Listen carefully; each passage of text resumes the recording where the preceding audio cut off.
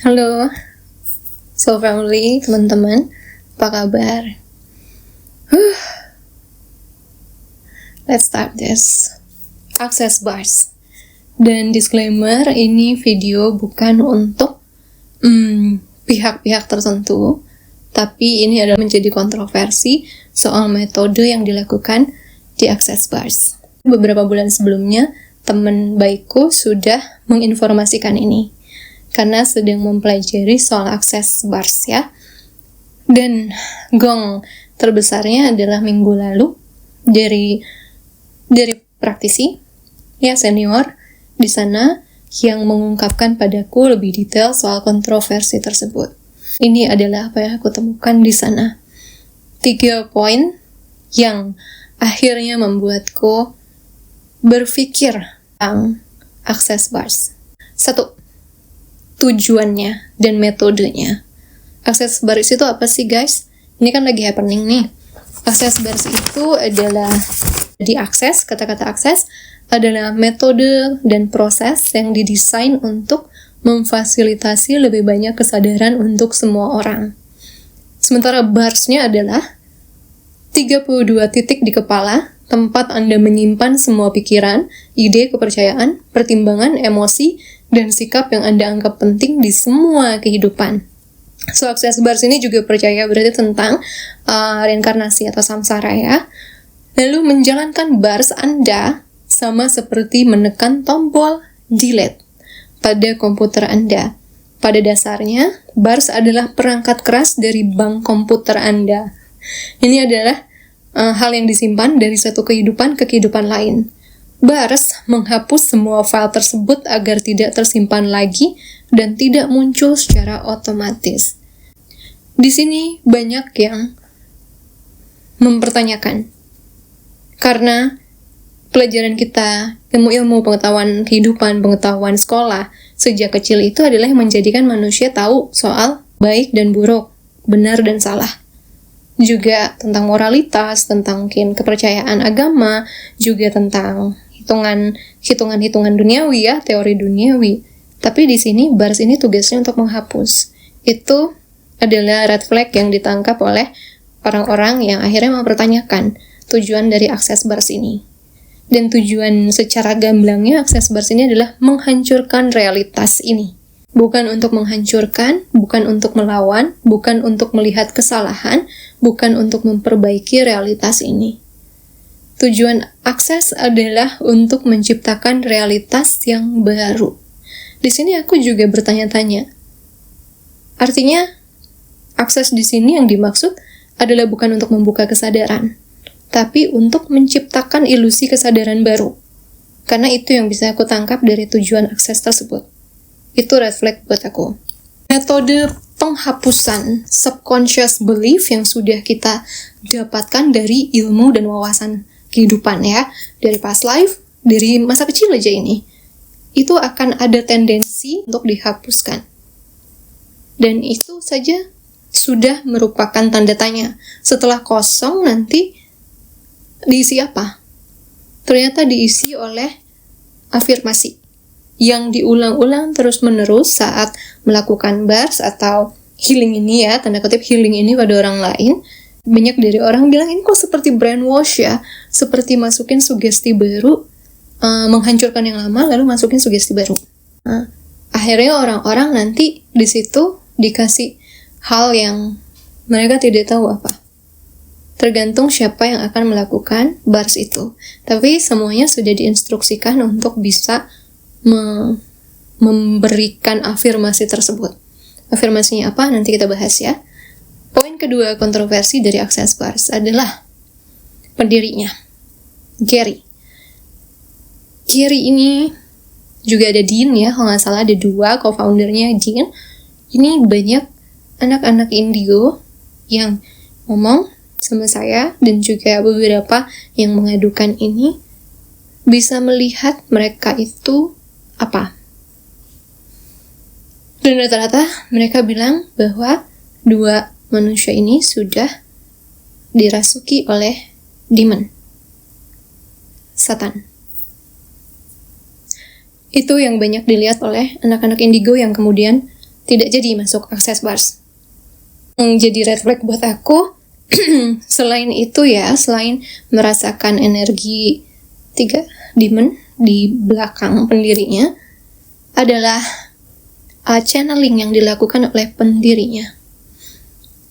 Kalau channeling, aku juga channeler, dapat pesan dari semesta, terutama light beings ya, kecuali ada misalnya bencana atau apa, kerasa ada channeling dari ya makhluk-makhluk yang bertugas untuk itu.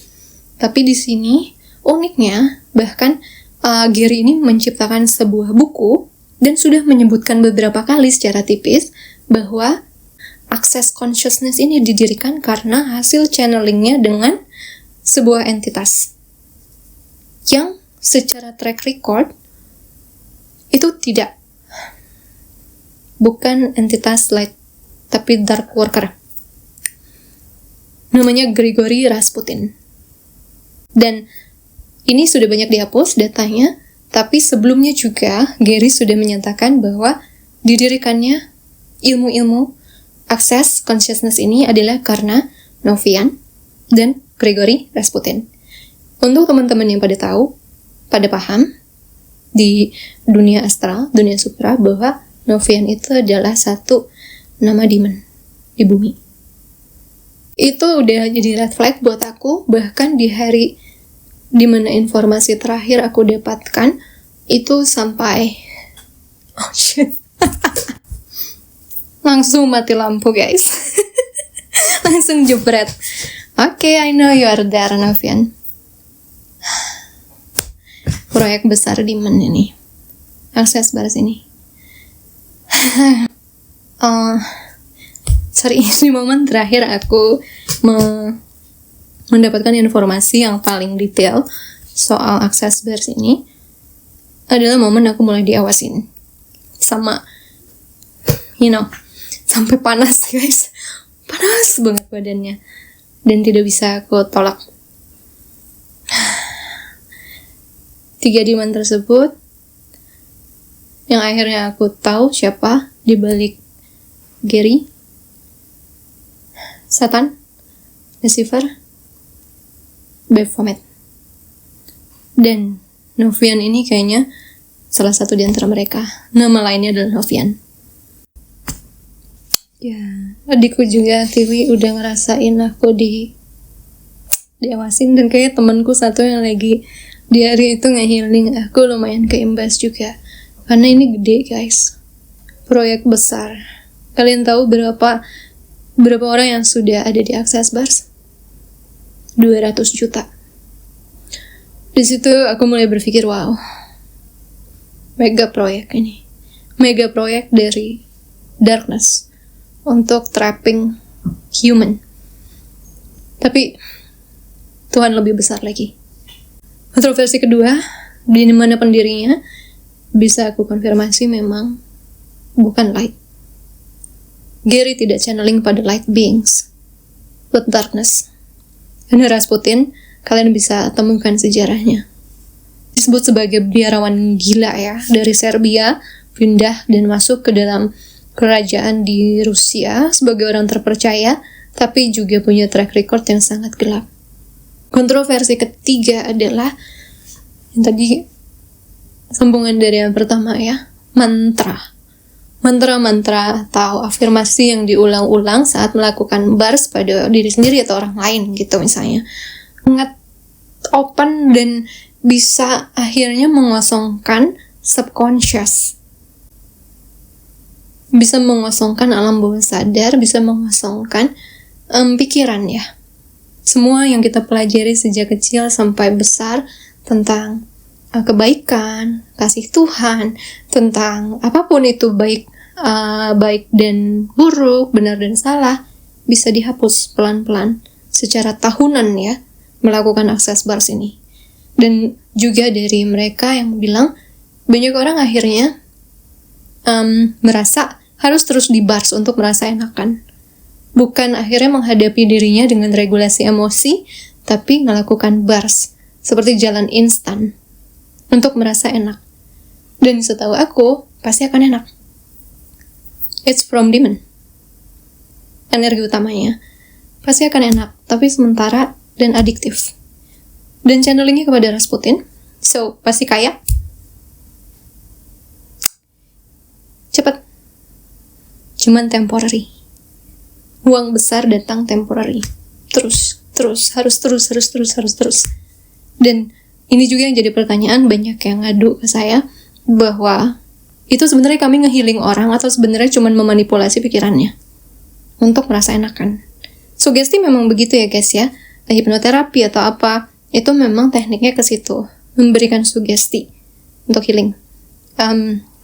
Sama juga mungkin seperti access bar seperti itu, cuman karena source energinya, sumber energinya ini sudah diketahui oleh banyak orang, bukan dari Tuhan, bukan dari light. Akhirnya mereka meragukan, ini sugesti yang dikasih ke orang ini, apa imbasnya? Karena pasti distraction, kehancuran, bukan pembangunan seperti apa yang dibawa oleh entitas light kan? Itu masalahnya. Dan akhirnya itu yang ngebuat mereka tidak mau menggunakan mantra-mantra yang dikatakan di manual-manual access bars. Right or wrong? Point of creation, point of destruction. Dikosongin, diisi dengan mantra-mantra yang sudah diafirmasikan terus. Itu isi barunya. Sehingga manusia tidak akan bisa melihat baik dan buruk, benar dan salah. Versi 3 kontroversi ini membuat banyak orang akhirnya meragukan metode dari access bars. Sekali lagi, ini bukan serangan terhadap pihak-pihak tertentu ya, tidak, tapi ini kepada metode yang ada di sini. Dan ini juga salah satunya datang karena aku sudah membahas di storyku tentang kontrak dengan demon. Teman-teman bisa lihat sejarahnya ada di Soul Food. Aku sudah pernah buat story ini, mungkin agak-agak di akhir. Aku lagi bahas tentang kontrak dengan demon. Setelah itu banyak banget yang informasikan soal ini. Banyak sekali. Termasuk teman baikku sendiri. Informasikan keraguannya dia. Waktu itu aku cuma bilang, ganti aja mantranya dengan doa. Doa kamu. Doa kamu sendiri. Iya, dia bilang ini source-nya ke siapa kita berdoa. Dan di sini poin yang agak bahaya tentang kontraknya.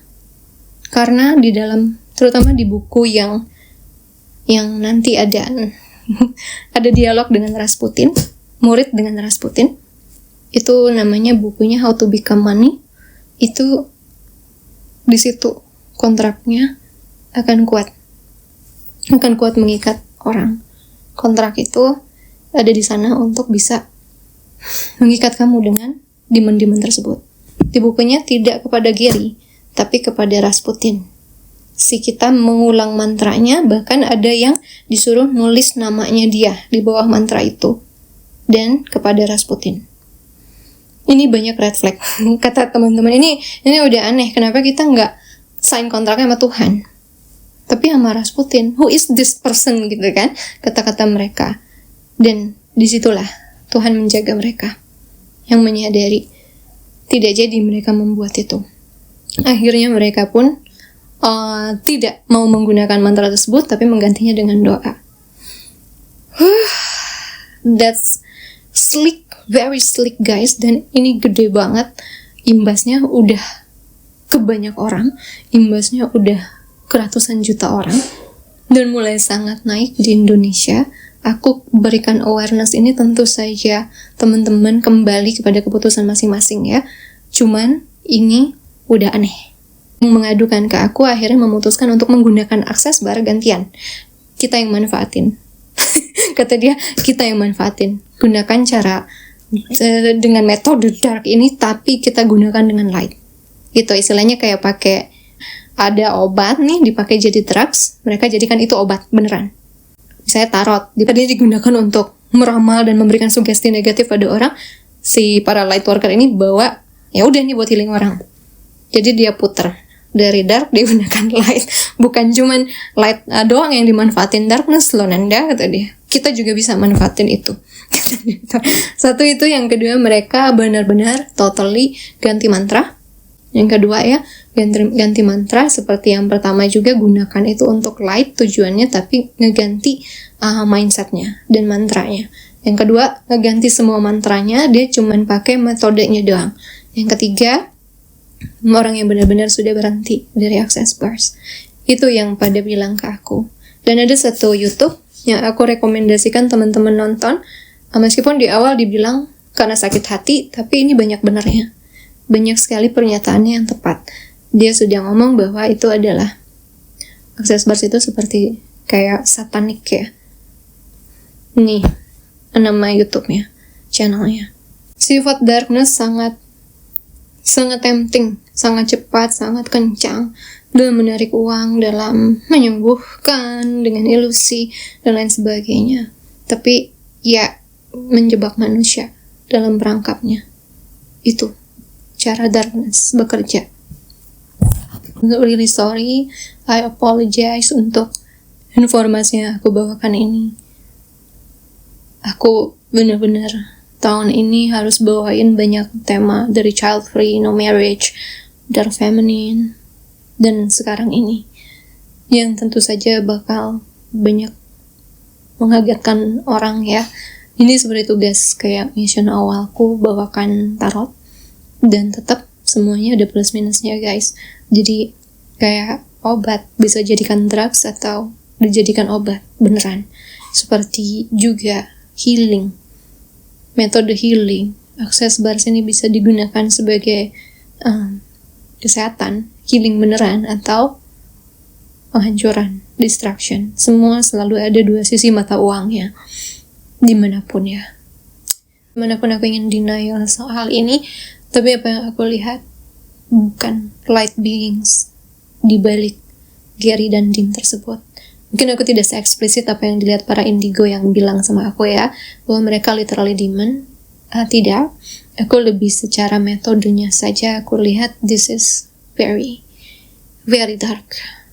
Pelan-pelan, dengan jahat, menghapus banyak pelajaran yang sudah dipetik manusia dari berbagai reinkarnasi atau berbagai pelajaran sejak kecil, dinolkan untuk dimasukkan di cloning. Ada namanya metode mental cloning dalam bars ini, di cloning dengan belief baru sehingga mudah dikontrol oleh mereka.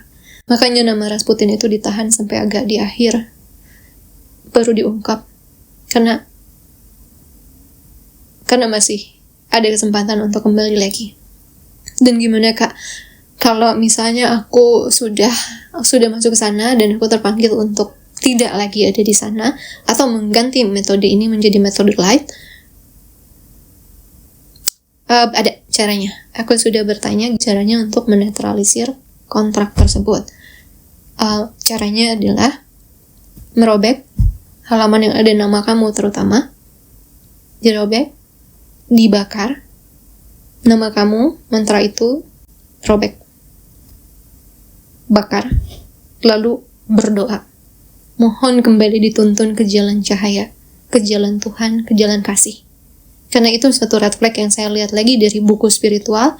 Tujuan dari akses ini sangat hedonik. Hedonisme ya. Bukan kasih. Tidak ada kata-kata kasih muncul di sini. Itu sudah aneh. And being spiritual itu ada tentang kasih. Tentang unconditional love. Karena banyak dari junior saya dan senior saya di Lightworker sudah masuk ke access bars. Sebenarnya ini ditujukan untuk mereka. Dan biarkan ini bekerja sampai mencapai mungkin orang-orang yang masih bisa kembali menuju light. Tuhan bersama saya untuk membawakan informasi ini. Seperti kalian sudah lihat tadi, sudah ada teror pada saya dengan mematikan seluruh listrik di rumah saya. Ini semoga menjadi teguran terakhir dari Tuhan agar kita lebih berhati-hati saat kita memilih metode apapun dalam hidup kita, memilih informasi apapun dalam hidup kita, karena kegelapan selalu menggoda manusia dengan cara apapun. Manis di awal, pahit di akhir, itu hakikat mereka. So, jadi lesson buat kita semua lebih conscious, and I'm wishing Tuhan selalu membimbing, memandu dan melindungi kita selalu bersama cahaya dan menuju cahayanya. Thank you so much guys, and thank you so much love, Red Light.